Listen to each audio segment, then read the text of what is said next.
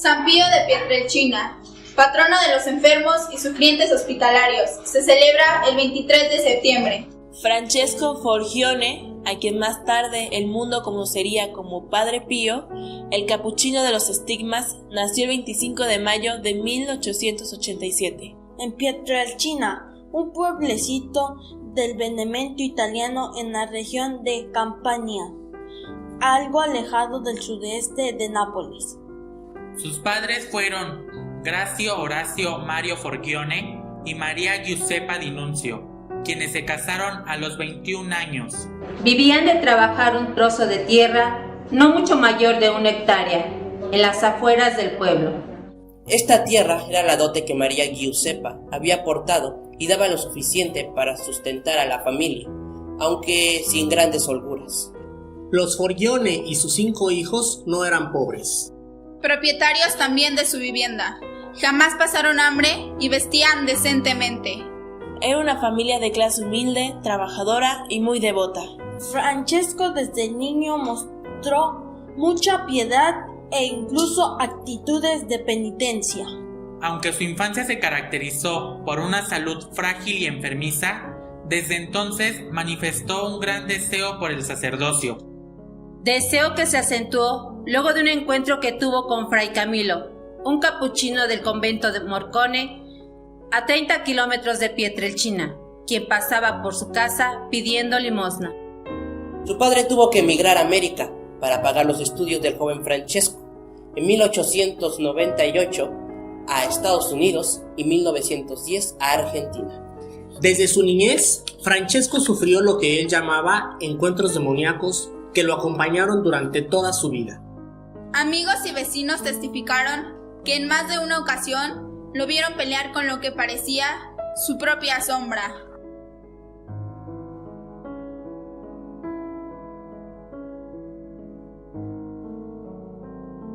No te entiendo. ¿Qué me quieres decir?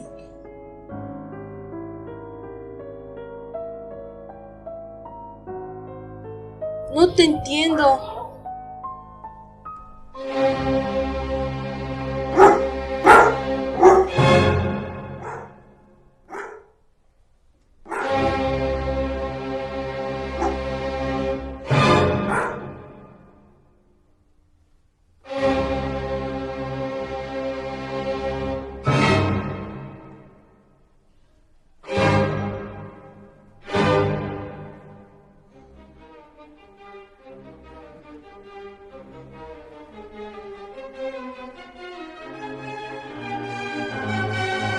El 16 de enero de 1903, con 15 años, fue aceptado como novicio en el convento de Morcone. La vida en el noviciado era muy dura, llena de ayunos y mortificaciones que afectaron en el carácter y espíritu de los novicios. Esto los ayudaba a discernir si tenían verdadera vocación. En este periodo, las enfermedades que arrastraba desde niño fueron aumentando y permanecieron con él hasta el día de su muerte. El padre Tommaso da Monte Sanangelo, maestro de novicios, testificó que Fray Pío fue siempre un novicio ejemplar, puntual en la observancia de la regla y que nunca dio motivo para ser reprendido. El 22 de enero de 1904 terminó su noviciado y recibió los votos temporales. El 25 de enero de ese mismo año se trasladó al convento de Sant Elia para continuar sus estudios. En este convento sucede su primera bilocación, asistiendo al nacimiento de Giovanna Rizzini, hija de un conocido masón y futura hija espiritual suya, nacida en Udine, Venecia. Lejos de donde se encontraba físicamente el Padre Pío en ese momento. El 22 de enero de 1907 hizo la profesión de sus votos solemnes. Ese mismo año fue trasladado al convento de Serra Capriola, a 15 kilómetros del mar, pero le perjudicó el clima y su salud decayó. Sus superiores lo enviaron de regreso a Pietrelcina para ver si el clima de su casa le hacía bien. En esta época, la gente de su pueblo confiaba en él pidiéndole consejo. Así, Francesco empezó una dirección de almas. En 1908 regresó al convento, pero esta vez a Montefusco. En noviembre de ese mismo año recibió las órdenes menores, portero, lector, exorcista, acólito y luego subdiaconado. Toda esta época fue para él de mucha oración y estudio. El 10 de agosto de 1910 fue consagrado sacerdote en la Catedral de Benevento.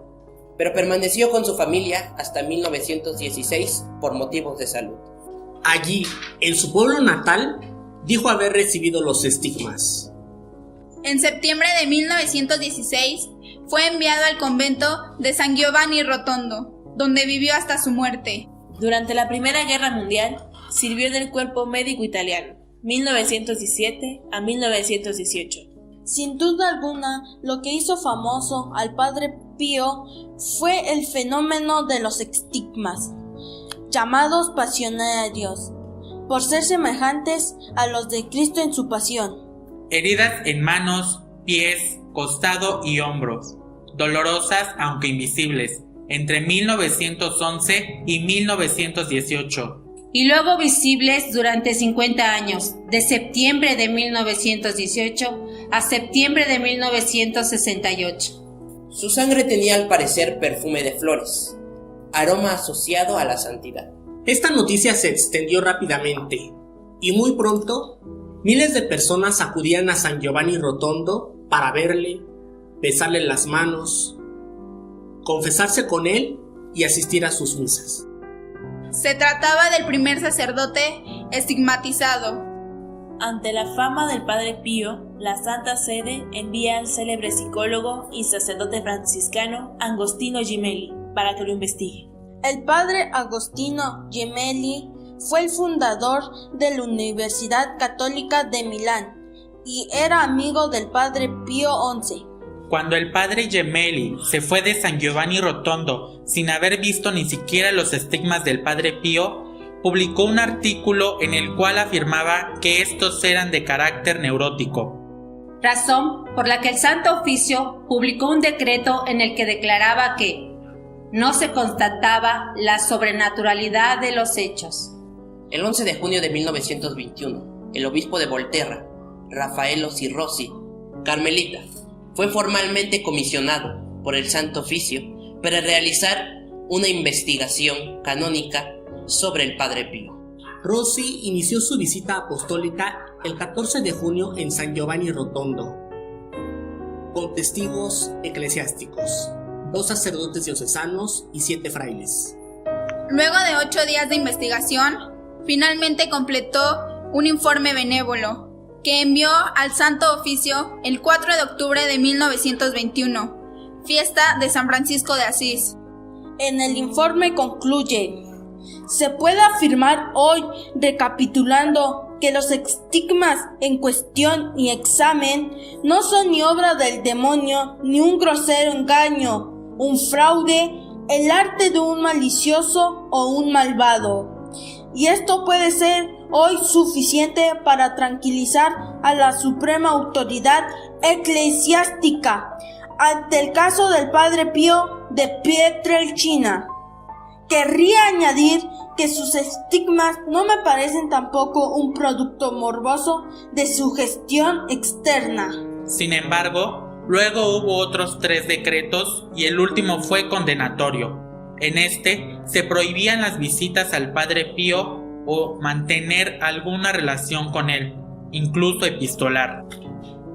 Como consecuencia, el Padre Pío pasó 10 años, de 1923 a 1933, aislado completamente del mundo exterior. A raíz de la Segunda Guerra Mundial, en 1939 a 1945, fundó los grupos de oración del Padre Pío. Grupos que se multiplicaron por toda Italia y el mundo. A la muerte del padre, los grupos eran 726 y contaban con 68,000 miembros. Y para marzo de 1976 había ya 1,400 y 150,000 miembros.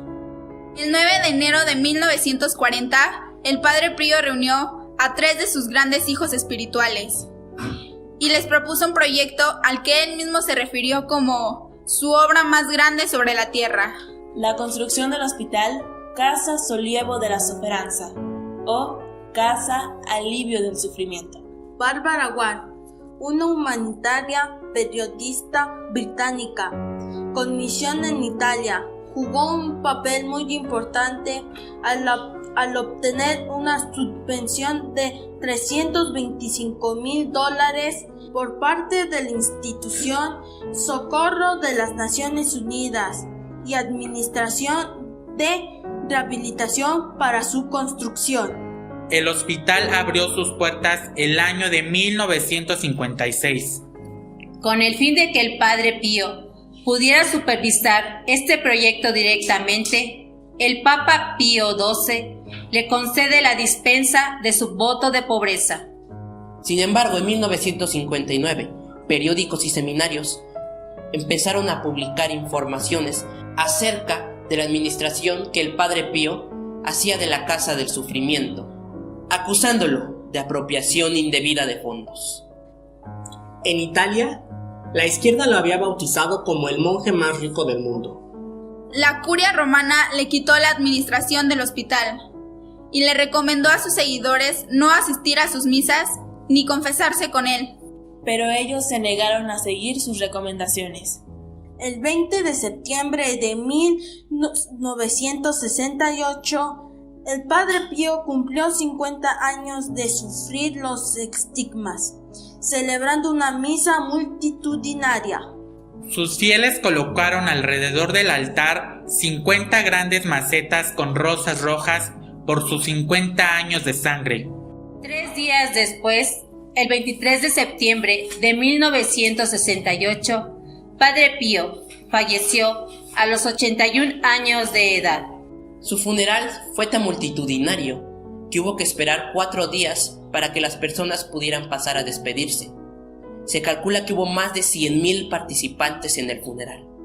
Tiempo antes de morir, bajo el estricto control médico que tenía, que le impedía tener privacidad, los estigmas que sufrió durante los últimos 50 años cicatrizaron. Cuando le quitaron los guantes, prácticamente no quedaban marcas de ellos. El 18 de noviembre de 1997, el Papa Juan Pablo II lo declaró venerable. El 2 de mayo de 1999 lo beatificó y el 16 de junio del 2002 lo canonizó bajo el nombre de San Pío de Pietrelcina. De acuerdo a los creyentes que lo conocieron, los dones del padre Pío fueron: discernimiento extraordinario, capacidad para leer las conciencias, don que utilizó frecuentemente durante el ministerio del sacramento de la confesión. Curación, curas milagrosas mediante el poder de la oración. Bilocación, estar en 2 lugares al mismo tiempo. Perfume, en su presencia se podía percibir fragancia de flores, el olor asociado a la santidad. Estigmas, exhibió sus estigmas desde el 20 de septiembre de 1918 y los llevó durante 50 años hasta pocos días antes de su muerte, acaecida el 23 de septiembre de 1968. Solo soy un pobre fraile que reza. Quédate conmigo, Señor. Reza, ten fe y no te preocupes. La preocupación es inútil. Dios es misericordioso y escuchará tu oración. La oración es la mejor arma que tenemos. Es la llave al corazón de Dios. Debes hablarle a Jesús, no solo con los labios, sino con el corazón. En realidad, en algunas ocasiones debes hablarle solo con el corazón. Dulce es la mano de la iglesia también cuando golpea, porque es la mano de una madre. Haré más desde el cielo que lo que pueda hacer aquí en la tierra. El hábito de preguntar, ¿por qué?, ha arruinado al mundo.